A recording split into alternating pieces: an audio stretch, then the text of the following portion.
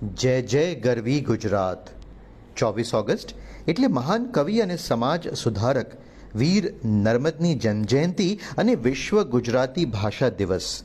ક્રાંતિકારી લેખક અને પત્રકાર વિષ્ણુભાઈ પંડ્યા કહે છે ને કે શું કોઈ કવિ વીર હોઈ શકે? જી હા મિત્રો, ગુજરાત અને ગુજરાતી ભાષાએ તે પ્રમાણિત કરી બતાવ્યું. કવિ નર્મદાશંકર લાલશંકર દવેને વીર કહીને સાચા અર્થમાં કે જે તે સ્વાભિમાની લેખક તો હતા જ. કવિ નર્મદાશંકર લાલશંકર દવેએ ગુજરાતી ભાષા અને સાહિત્યને નવી ઓળખ આપી અને તેને વૈશ્વિક સ્તરે પહોંચાડ્યું.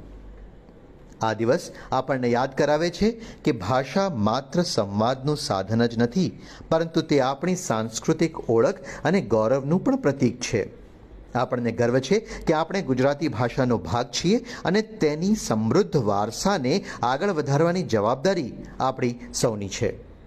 દક્ષિણ ગુજરાતના કુંતલ ગામના કુંતેશ્વર મહાદેવમાં તેમણે જય જય ગરવી ગુજરાત રચ્યું હતું અને વિશાળ સમજ સાથે હિન્દીને રાષ્ટ્રભાષા બનાવવાની પણ એક વાત એમણે મૂકી હતી.